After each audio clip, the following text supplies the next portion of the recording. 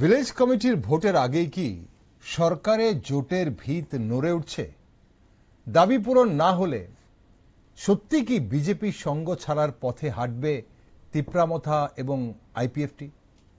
ত্রিপাক্ষিক চুক্তি বাস্তবায়নের লিখিত নিশ্চয়তা ছাড়া জোট হবে না। তিপ্রামথার এই হুঁশিয়ারি কি নিছক চাপ, নাকি জোট ছাড়ার চূড়ান্ত প্রস্তুতি নিচ্ছে দল?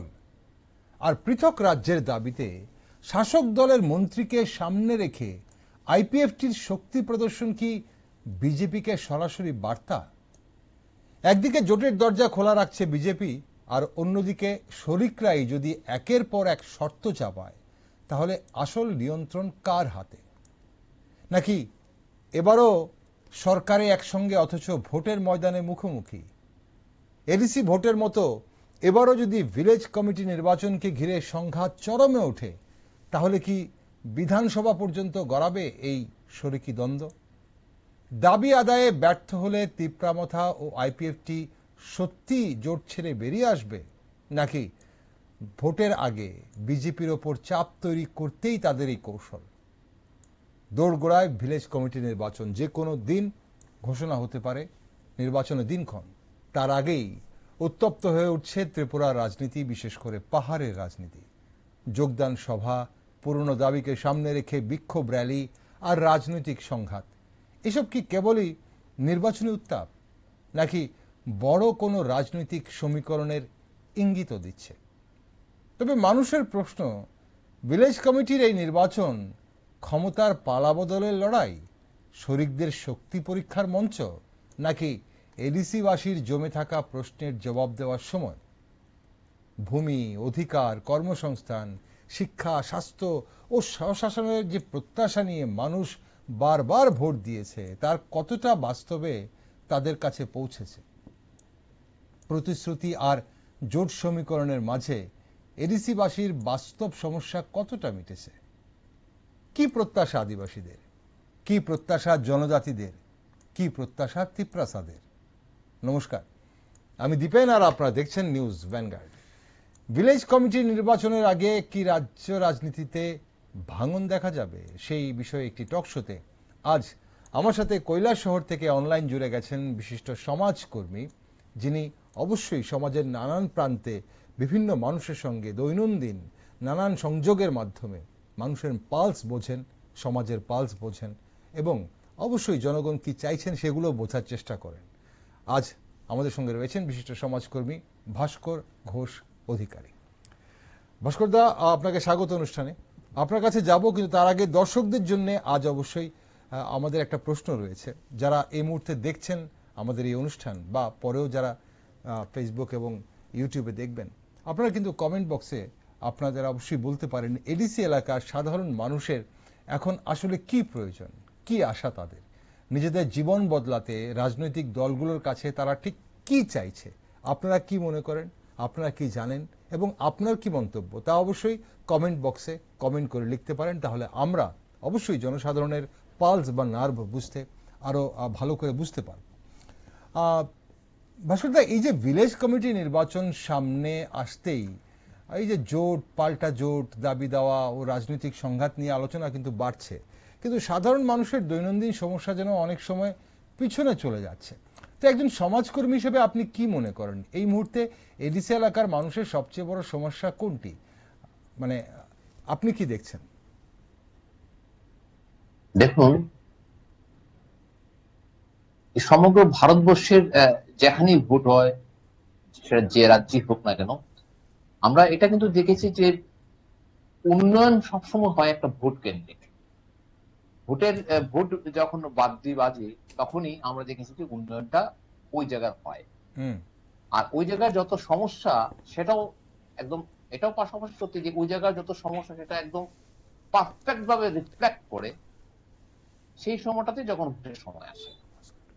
সেই দিক থেকে দেখতে গেলে এই মুহূর্তে এডিসিতে যতগুলো সমস্যা আছে তা আমরা বিভিন্ন সামাজিক মাধ্যম সহ পত্রপত্রিকা, বিভিন্ন ধরনের চ্যানেল, সবগুলোতে আমরা দেখতে পাচ্ছি। কারণ আগামী সামনেই ভোটের এডিসি নির্বাচন, আমাদের এডিসি ভিলেজ নির্বাচন। এখন এডিসিতে যতগুলো সমস্যা আছে, তারা যারা এডিসিতে একজন বসবাসকারী মানুষ যারা আছেন, তারা তো একদম সহজাত ভাবে ঘটনাগুলি বলবেন। আর আমরা যারা কিছুটা নিরীক্ষা করি, ব্যাপারটাকে পর্যবেক্ষণ করি, আমার কাছে মনে হয় যে দৈনন্দিন যে সমস্যাগুলো, সেটাই এডিসি আগামী ভিলেজ কাউন্সিল নির্বাচনে একটা মুখ্য বিষয় হতে পারে। সেটা হতে পারে প্রতিদিনের পানীয় জলের একটা সমস্যা, হতে পারে আমার বিদ্যুতের সমস্যা, হতে পারে আবাসনের সমস্যা, হতে পারে রেশন সামগ্রী বন্টনের সমস্যা। যাই হোক, সেটা ওই এলাকার বা ওই ব্যক্তির বা ওই পরিবারের বা ওই এলাকার মানুষ যারা আছে, তাদের যে দৈনন্দিন বা প্রতিদিনের যে সমস্যা, সেটাই কিন্তু আজকের দিনে এডিসি নির্বাচনের বা এডিসি এই ভোটের এই ভিলেজ কাউন্সিল নির্বাচনে অন্যতম একটা ইস্যু হয়ে যাচ্ছে বলে আমরা মনে করছি। ওকে, একদম। দর্শক বন্ধুরা, অবশ্যই যারা সঙ্গে রয়েছেন, আমরা যখন কথা বলছি এডিসি নির্বাচনকে, আপনারা অনেকেই ভাবতে পারেন যে যেহেতু এডিসির কথা আমরা বলছি বা এডিসি এলাকার ভিলেজ কমিটি নির্বাচনের কথা বলছি, আমরা কেন শুধু শহরের যিনি বাসিন্দা একজন, এমন একজন সমাজকর্মীর সঙ্গে কথা বলছি, আমরা কেন আগরতলা শহরের স্টুডিওতে বসে এডিসির কথা বলছি। আসলে মানুষের কথা বলতে গেলে কোনো জায়গার প্রয়োজন হয় না। এডিসিতে কি হচ্ছে, পাহাড়ে কি হচ্ছে, তেমনটা যখন এডিসির মানুষ যেমন জানে, ঠিক আগরতলা শহরে বসে যারা খবর রাখেন বা যারা বিভিন্ন দিকের নজর রাখেন, তারাও কিন্তু জানেন। তবুও আমাদের প্রশ্ন কিন্তু আজ দর্শকদের কাছে, আপনাদের কাছে, বিশেষ করে এডিসি অংশের জনগণের কাছে, পাহাড়ের যারা রয়েছেন সেই ত্রিপ্রাসাদের কাছে, সেই জনজাতিদের কাছে, সেই ট্রাইবেলদের কাছে, সেই আদিবাসীদের কাছে, এবং পাশাপাশি অন্যান্য যারাই বা এডিসি এলাকাতে বসবাস করেন সবার কাছে, যে আপনাদের কি সমস্যা, আপনারা আসলে কি চাইছেন। রাজনীতির অঙ্কের বাইরে এডিসিবাসীর আসল চাহিদা কি, তাদের জীবনে পরিবর্তন আনতে মানে রাজনৈতিক দলগুলোর কাছে কি প্রত্যাশা রয়েছে আপনাদের।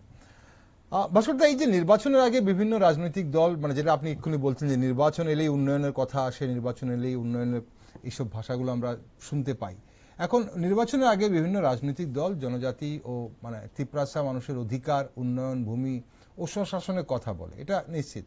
কিন্তু ভোটের পর সেই প্রতিশ্রুতিগুলো কতটা বাস্তবে দেখা যায় তা নিয়ে প্রশ্ন থেকেই যায়।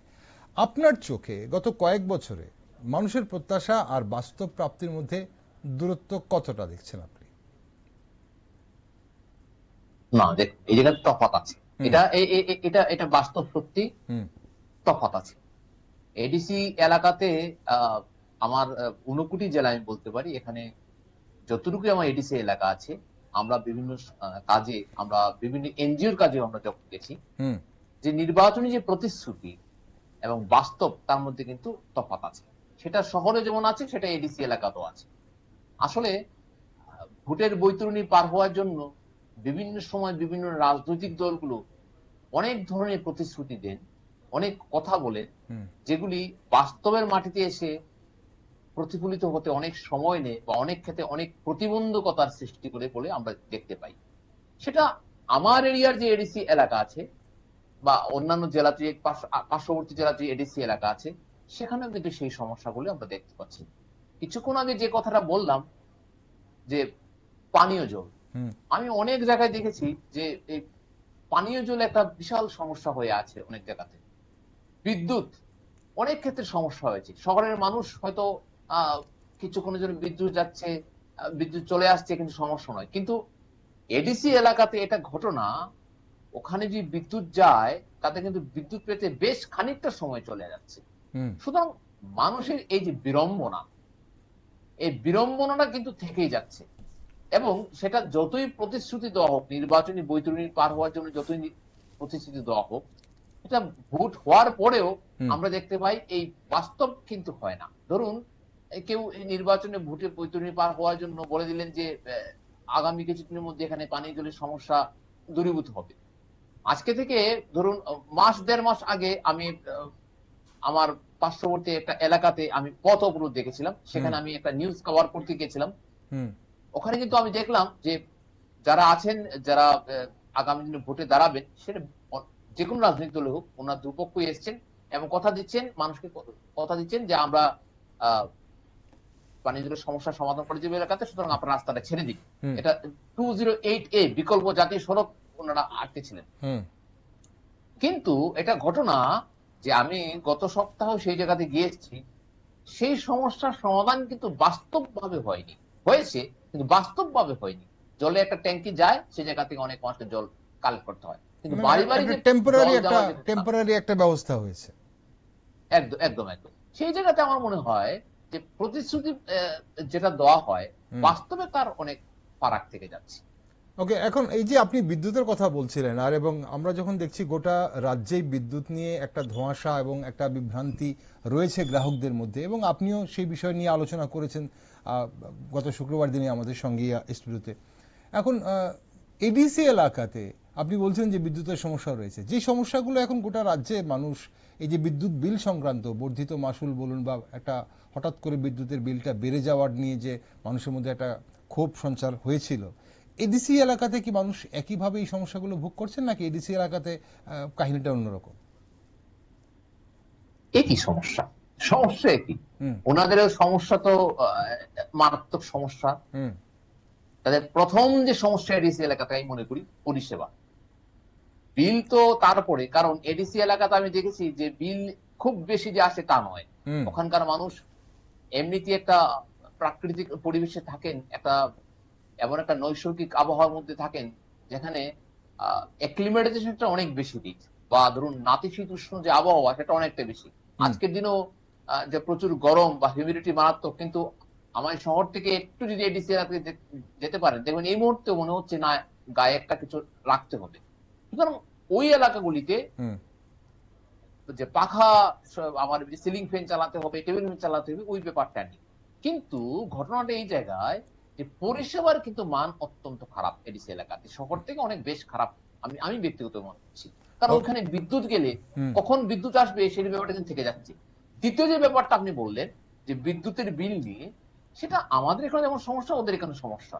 কিন্তু যেহেতু বিদ্যুৎ ওখানে ব্যবহারটা একটু কম হয়, আমাদের শহর থেকে একটু কম ব্যবহার হয়, সুতরাং ওনারা বিলের ততটুকু হয়তো সমস্যা ফেস করছে না যতটুকু আমরা করছি, শহরে মানুষরা করছি। কিন্তু পরিষেবার একটা বিশাল ব্যাপার রয়ে গেছে বলে আমি মনে করছি, ঘাটতি রয়েছে। ঠিক, অবশ্যই আমরা এই বিষয়টাই আছে। দর্শক বন্ধুরা যারা সঙ্গে আছেন, বিশেষ করে ডিসি অংশের যারা আমাদের সঙ্গে অনুষ্ঠান দেখছেন, বা আমাদের অনুষ্ঠান পরেও বা আপনারা ইউটিউব বা ফেসবুকে দেখবেন, আপনারা কিন্তু অবশ্যই আজ আমাদের জানাতে পারেন, কারণ নিউজ ভ্যানগার্ড দায়িত্বশীল নিউজ চ্যানেল হিসেবে আপনাদের সমস্যাগুলো আমাদের বোঝার প্রয়োজন আছে, এবং সেই বিষয় নিয়ে আমরা আলোচনা করি, সেগুলি উত্থাপন করি আমরা। তো আপনাদের এডিসি এলাকাতে কি কি ধরনের সমস্যা আছে, কি কি প্রত্যাশা আপনাদের ছিল, কোনটা পূরণ হয়নি, সেগুলো অবশ্যই আপনারা কমেন্ট বক্সে আপনি চাইলে লিখতে পারেন। ভাস্কর দা, এই যে সরকারের শরিক দলগুলি একসঙ্গে থাকলেও এই যে নিজেদের দাবি অনেক সময় আলাদা অবস্থান নিতে দেখা যাচ্ছে। এখন আমরা সে দেখছি আইপিএফটিকে আমরা দেখলাম গতকাল তারা এই যে মাস র্যালি করলো, মাস গ্যাদারিং এবং র্যালি করলো, সেখানে আমরা দেখলাম মন্ত্রী নিজে ছিলেন এবং আলাদা রাজ্যের দাবি করা হচ্ছে। তাদের যেটা 2018 আগে যে দাবি তারা সামনে রেখে সরকারে এসেছিলেন বা সরকারের সঙ্গে জোট করে এসেছিলেন, এখন এখানে এখন এই যে সরকারের সঙ্গে দুই শরিক আলাদা অবস্থান, ফলে প্রশ্ন একটা কিন্তু উঠছে যে এই চাপের রাজনীতিতে সাধারণ মানুষের কতটা লাভ হচ্ছে। তিপ্রামথা ও আইপিএফটির মতো আঞ্চলিক দলগুলো বিজেপির ওপর যে চাপ বাড়ালে তার সরাসরি সুফল কি সাধারণ তিপ্রাসা মানুষদের কাছে পৌঁছতে পারবে, যেহেতু সবাই একসঙ্গে সরকারে আছেন? আপনার প্রশ্নটাকে আমি দুটো ভাগে ভাগ করি। প্রথম ভাগটা হচ্ছে যে দলে থেকেই, অর্থাৎ দলের যে আমার যে কাঠামো আছে সেই কাঠামোর বিরুদ্ধে কিছু কাজ করা, অর্থাৎ আইপিএফটি জোটে আছেন, কিন্তু আমরা দেখছি যে এটা ওনারা, আমরা দেখতে পেলাম যে মন্ত্রী গতকালকে দেখতে পেলাম যে সেই মিছিল হাঁটছে। এখানে একটা খুব একটা বাস্তব একটা সাহিত্যিক একটা দিক মনে পড়ছে, যারা একটু যারা বই ঘাটাঘাটি করেন, শেক্সপিয়ারের ট্রেজেডি। অনেক ক্ষেত্রে বলা হয় যে শেক্সপিয়ারের ট্রেজেডি, অ্যাকচুয়ালি শেক্সপিয়ারের ট্রেজেডি ব্যাপারটা কি? শেক্সপিয়ারের ট্রেজেডি হচ্ছে এটাই ঘটনা যে এখানে ওথেলো বলে যে নাটকটা ছিল সেখানে দেখানো হয়েছিল যে উনি যাকে উনি বিয়ে করেছেন, উনি অনেকদিন পরে জানতে পেরেছিলেন যে সেই মহিলা হচ্ছেন ওনার গর্ভধারিণী মা। এটা হচ্ছে শেক্সপিয়ারের ট্রেজেডি। ঠিক সেরকম ভাবে আমার মনে হয় যে কেউ তো কখনো ভাবেনি যে মন্ত্রী হাঁটছেন লাইনে, এই রাজ্যের মন্ত্রী হাঁটছেন লাইনে, আর সেই মিছিল থেকে স্লোগান হচ্ছে যে আমাদের আলাদা রাজ্য চাই। সুতরাং এটা একটা বিশাল একটা এটা ঘটনা যে আমরা যে ইতিহাসটা দেখি, এই যে একটা রাজ্য গঠিত ব্যাপার ছিল, রাজ্যের উন্নয়ন নিয়ে একটা কথাবার্তা উন্নয়ন বলতেন, কিন্তু এই সময়ে যারা এসছেন, যারা পাহাড় নিয়ে কথাবার্তা বলছেন, উগ্র জাতীয়তাবাদটা আমরা দেখি না। ওরা কিন্তু ডেমোক্রেসির মধ্যে বিশ্বাস করে, ডেমোক্রেটিক দিক থেকে ত্রিপুরা মথা বা আইপিএফটি যারাই ওনারা, আর দেখুন এই রাজনীতির যে ভাষণ, রাজনীতি ভাষণ দিল্লি একটা ষড়যন্ত্রকারী শপথ। কারণ এই কারণে আমরা এই কথাগুলি বলি, দিল্লিতে প্রতি মুহূর্তেই কে কোন দলে যাচ্ছেন, কে কোন জায়গায় যাচ্ছেন, কেউ কিন্তু বলতে পারেন না। দিল্লি আগেও ছিল, সেটা রাজার সময় ছিল একটা ষড়যন্ত্রের শহর, এখনো আছে।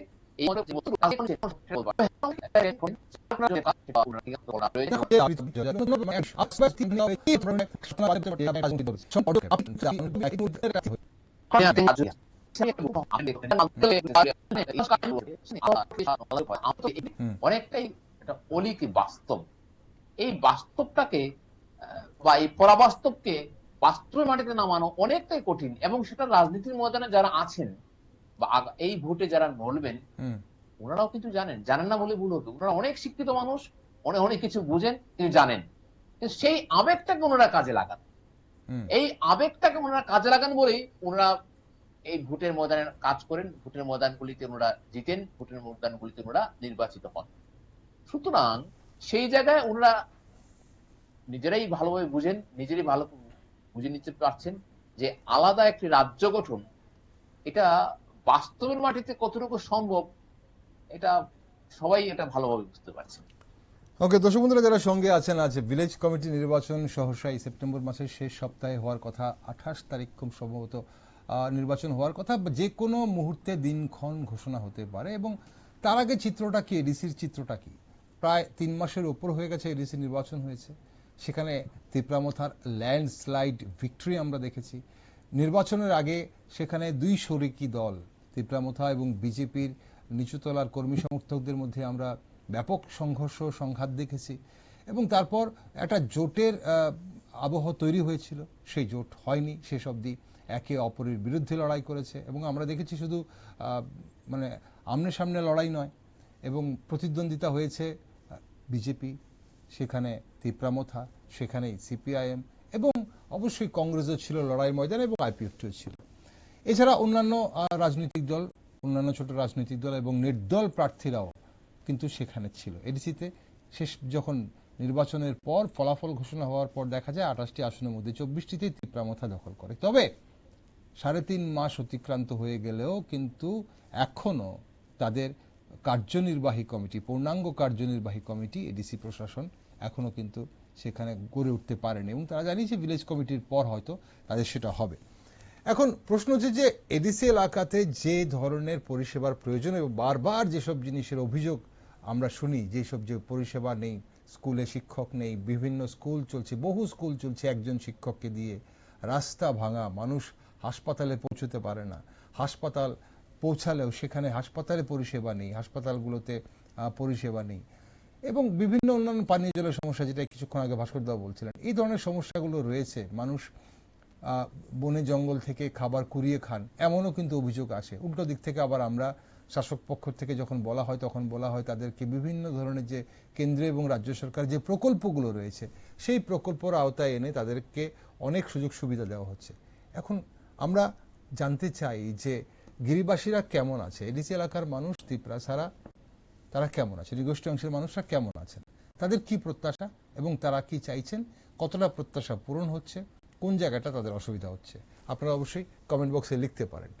ভাস্করদা, এই যে ত্রিপাক্ষিক চুক্তি নিয়ে দীর্ঘদিন ধরে, মানে ট্রাইপার্টেড যে অ্যাকর্ড যেটাকে বলা হয়, তো সেই ত্রিপাক্ষিক চুক্তি নিয়ে দীর্ঘদিন ধরে প্রত্যাশা তৈরি হয়েছে, কিন্তু চুক্তির বিভিন্ন বিষয় কতটা বাস্তবায়িত হয়েছে তা রাজনৈতিক বিতর্কও কিন্তু কম নয়। এখন মানুষের কাছে চুক্তির সবচেয়ে গুরুত্বপূর্ণ প্রত্যাশা কি বলে মনে করেন, এবং সেই প্রত্যাশা পূরণ না হলে এর সামাজিক প্রভাব কি হতে পারে? যেটা ত্রিপুরামথা বলছে যে চুক্তি বাস্তবায়িত না হলে আমরা জোটে যাব না। আর এই 1 মাসের মধ্যে এই চুক্তি, মানে যে বিভিন্ন অধিকারের কথা বলা হচ্ছে, সেটা বাস্তবায়িত হওয়াটা কতটা বাস্তবসম্মত বলে আপনিও মনে করছেন? দেখুন, একটা চুক্তি মানে আমরা সহজ ভাষায় বুঝি একটা দীর্ঘমেয়াদী তার প্রভাব থাকে।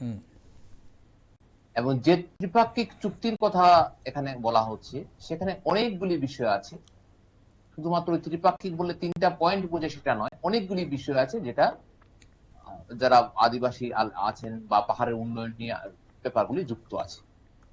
এখন যে বিষয়টা বলা হচ্ছে যে এই ত্রিপাক্ষিক চুক্তি কেন হচ্ছে না, বা ত্রিপাক্ষিক চুক্তি হলে কি তার প্রভাব পড়ছে, বা যদি হয় তা কি প্রভাব, না হলে কি প্রভাব। এই ত্রিপাক্ষিক চুক্তি খুব সহজাত একটি ব্যাপার নয়, যে খুব সহজেই হয়ে যাবে তাও নয়। না হলে ইতিমধ্যে আমাদের যে যে আমাদের দেশের যারা আছেন, মান্যগণ্য নেতৃত্বরা আছেন, আমাদের সরকার যারা পরিচালনা করছেন, ওনারা সহজেই কিন্তু এই ত্রিপুরামথার সাথে বসতেন এবং সেই আলোচনাতে যেতেন এবং একটা সমাধানে যেতেন। কিন্তু আমরা দেখেছি বিভিন্ন সময় এই আলোচনা হয়েছে, দিল্লিতে আলোচনা হয়েছে, কিছুদিন আগে আলোচনা হলো, সবাই গেলেন, কিন্তু তার বাস্তব সফলতা কিন্তু এখন চেষ্টা, অর্থাৎ কোথাও একটা গিয়ে কোনো একটা ব্যাপারে কোনো একটা পয়েন্টে আটকে যাচ্ছে। আর সেই জায়গাতেই ত্রিপুরামথা যারা নেতৃত্ব যারা আছেন, এটা সুপ্রিমো থেকে শুরু করে যারাই আছেন, সেই জায়গাতে সেই পয়েন্টটাতে ওনারা বারবার স্ট্রাইক করছেন এবং বলছেন যে আমরা যদি ত্রিপাক্ষিক চুক্তি না হয় আমরা কিন্তু জোটে যাব না। এখন এই ত্রিপাক্ষিক চুক্তি যদি না হয় আর হয়, সেটা কি প্রভাব? সরাসরি বলতে হয়, যদি না হয় ত্রিপুরামথা হয়তো একাকী লড়বে, আর যদি হয়ও, তাহলে মজা করেই বলতে হয়, তাহলে ওনারা একাকী লড়বেন। এই একটা ব্যাপার আমার শুধু মনে হচ্ছে যে ওনাদের যে ত্রিপুরামথার যে দৃষ্টিভঙ্গি পুরোপুরি রাজনৈতিক, এবং আমি সেটাকে অন্যভাবে সমর্থন করি, সরাসরি না কোনো, কারণ রাজনৈতিক দিক থেকে দেখতে গেলে এই ত্রিপুরামথার ব্যাপারটাকে তো ওনারা অনেকটা সাকসেসের দিকে নিয়ে যাচ্ছেন। কারণ ওনারা দেখুন, এই এডিসি নির্বাচন করলেন, সামনে ভিলেজ কাউন্সিল নির্বাচন, সামনে কিন্তু দিন আসছে আমাদের, আর কিছুদিন পরেই দিনে গিয়ে আসছে বিধানসভা নির্বাচন। সুতরাং পাহাড় দখল, তারপর রাজ্য দখল, এই ব্যাপারগুলো আসতেই পারে। সেই দিক থেকে দেখতে গেলে এই ত্রিপাক্ষিক চুক্তি হোক বা না হোক, আমার মনে হয় যে ত্রিপুরামথা কিন্তু একাকী লড়ছে, এবং সেদিক থেকে রাজনৈতিক দিক থেকে ওনারা অনেকটা সফলতার দিকে এখনো এগিয়ে আছেন বলে আমরা বিশ্বাস, আমার মনে হচ্ছে। তাহলে আপনিও তাহলে এটাই বিশ্বাস করছেন যে এই যে ভিলেজ কমিটি নির্বাচন আসছে, এটা তাহলে 2028 বিধানসভা নির্বাচনের আগে লিটমাস টেস্ট একটা, বা সেমিফাইনাল? হ্যাঁ, অবশ্যই, অবশ্যই ধরা যেতে পারে যে এটা একটা সেমিফাইনাল।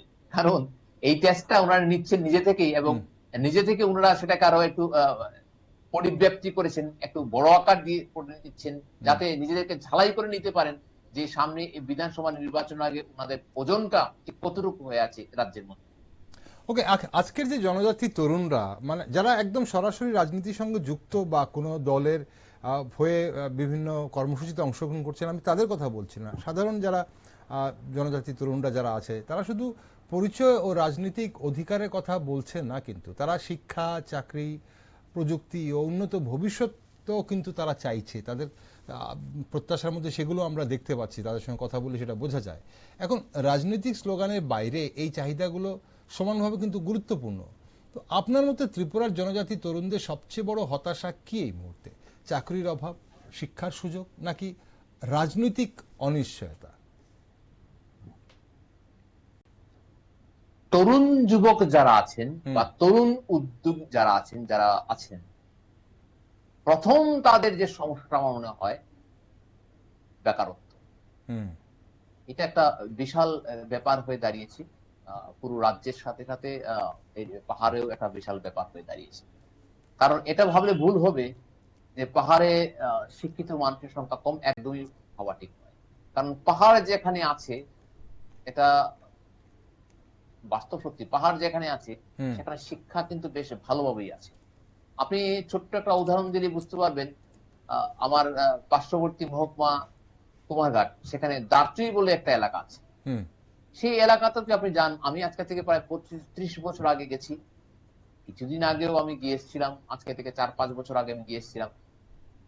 লুসাই সম্প্রদায়ের মানুষ ওখানে আছেন, যা বিশাল পাহাড়ি মানুষরা ওখানে আছেন। প্রতিটি মানুষ কিন্তু সুশিক্ষিত, প্রতিটি বাড়ির মানুষ সুশিক্ষিত, ভদ্র, নম্র, এবং ওরা জানেন যে অতিথি দেব ভব মানে কি, ওনারা মানে জানেন হসপিটালিটি মানে কি। এবং মজার কথা হচ্ছে, যেটাকে আমরা শহরের মানুষ যারা আছে তারা যাদেরকে বলে কার্সি বলা হয়, ওনার সেই কার্সি ব্যাপারটা মারাত্মকভাবে জানেন এবং ওনাদের আদব কায়দা সমস্ত কিছু কিন্তু একটা এটিকেসির পর্যায়ে পড়ছে। সুতরাং পাহাড়ে যে আমার শিক্ষার অভাব আছে সেটা সেই জায়গাটা আমি মানতে না। তবে হ্যাঁ, ডাটা হয়তো অন্য কথা বলবে, তথ্য হয়তো অন্য কথা বলবে, সে অনেক স্কুল বন্ধ হয়ে যাচ্ছে, অনেক স্কুলকে মার্জার করে দেওয়া হচ্ছে ইত্যাদি ইত্যাদি, কিন্তু শিক্ষা আছে। যাই হোক, এখন যে ব্যাপারটা, কারণ এখানে অনেক ধরনের মেকানিজম কাজ করে আপনি জানেন, স্কুল যেমন আছে, গভর্নমেন্ট স্কুল আছে, মিশনারিজির একটা ব্যাপার থেকে যাচ্ছে, সুতরাং ওখানে ব্যাপারটা রয়ে গেছে। আর আপনারা এটাও জানেন যে পাহাড় যেখানে আছে সেখানে কিন্তু নিট এন্ড ক্লিন ব্যাপারটাও আছে। আপনি জম্পুই পাহাড়ও দেখতে পাবেন। এবার যে ব্যাপারটা আসছে যে প্রথম তরুণদের মধ্যে সমস্যাটা কি, আমার মনে হয় সেটা রাজ্যের ক্ষেত্রে যেটা সত্য সেটা পাহাড়ের ক্ষেত্রে সত্য, সেটা হচ্ছে বেকারত্ব। এই জায়গাটাতে আমাদের কিন্তু ভালোভাবে কাজ করতে হবে এবং পাহাড়ে যারা আছেন, যারাই আগামী দিনে ভোটে জিতে আসবেন, তাদের কিন্তু কাজ করতে হবে। বাস্তব সত্য হচ্ছে যে কোন সরকারের পক্ষে সবাইকে চাকরি দেওয়া সম্ভব নয় বা প্রতিটি করে চাকরি দেওয়া সম্ভব নয়। সুতরাং সেই জায়গায় তাদের যে কিভাবে তাদেরকে স্বরোজগারি করা যায় বা কিভাবে তাদেরকে উপার্জনের পথ দেখানো যায়, যদি বা এদের মধ্যে কিছু যদি বিপথে গিয়েও থাকে তাদেরকে আবার কিভাবে পথে আনা যায়, সেটা কিন্তু ওই এলাকাতে যারা জিতবেন তাদের কিন্তু প্রধান দায়িত্ব হবে এটাই। কারণ এই বেকারত্বর ফলেই ওই পাহাড়ের ওই এলাকাগুলিতে যে জায়গাগুলিতে আছে নিরবিচ্ছিন্নতা যে জিনিসটা থাকছে না, এবং কিছু বিচ্ছিন্নতাবাদীর আগমন আমরা দেখতে পাচ্ছি এই বেকারত্বের কারণে, কারণ ওনারা পয়সার লোভে সেদিকটা হতে যাচ্ছে। সুতরাং বেকারত্বকে যে কোনো ভাবে আটকাতে হবে, এটা আগামী ভোটের নির্বাচনের পরে। ওকে, মাসুদার সময় খুব বেশি নেই আজকের অনুষ্ঠানের, তবে ভিলেজ কমিটি নির্বাচনের আগে আমরা আবারও বসবো।